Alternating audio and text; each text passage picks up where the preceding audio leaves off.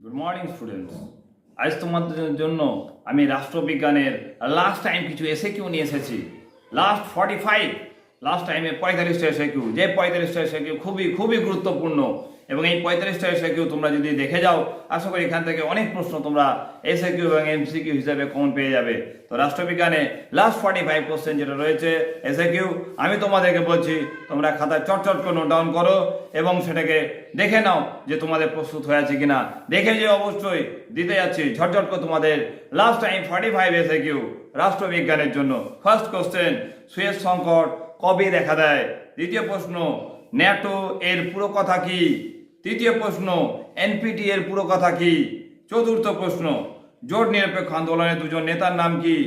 5 নম্বর প্রশ্ন, পঞ্চশীল নীতি কি? 6 নম্বর প্রশ্ন, সিটিবিডি কি? 7 নম্বর প্রশ্ন, সার্কের পুরো কথা কি? 8 নম্বর প্রশ্ন, শান্তির জন্য ঐক্য প্রস্তাবের অর্থ কি? 9 নম্বর প্রশ্ন, the Spirit of the Laws কার লেখা? 10 নম্বর প্রশ্ন, আমলাতন্ত্র কি? 11 নম্বর প্রশ্ন, স্থায়ী প্রশাসক কাদের বলে?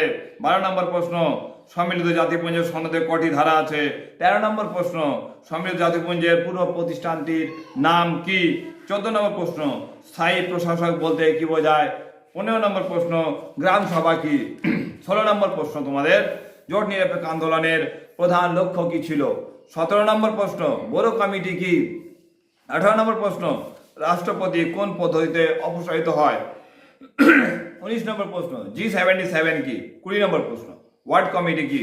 21 নম্বর প্রশ্ন, শাহ পার্ষদ মেয়র কাদের নিয়ে গঠিত হয়? 22 নম্বর প্রশ্ন, জেলা পরিষদের সর্বোচ্চ পদটির নাম কি? নেক্সট, ইউনেস্কো কি?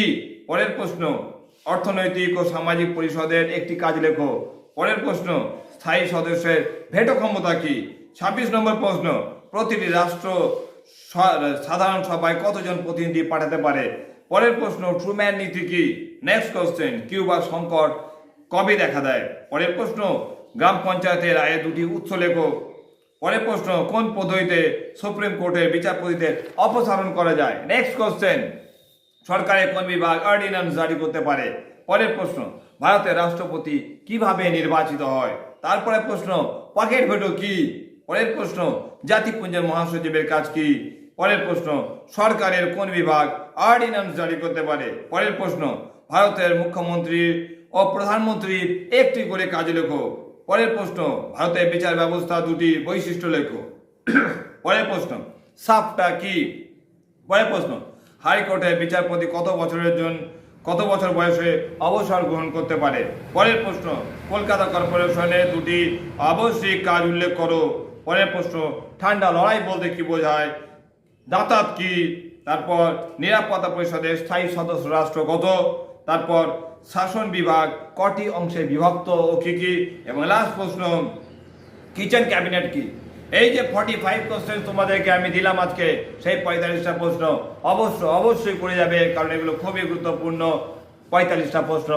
সবচেয়ে গুরুত্বপূর্ণ 45টা এসে কেউ দেখে যাও, পরীক্ষায় ভালো করে লিখে আসবে, অবশ্যই ভালো লাগবে।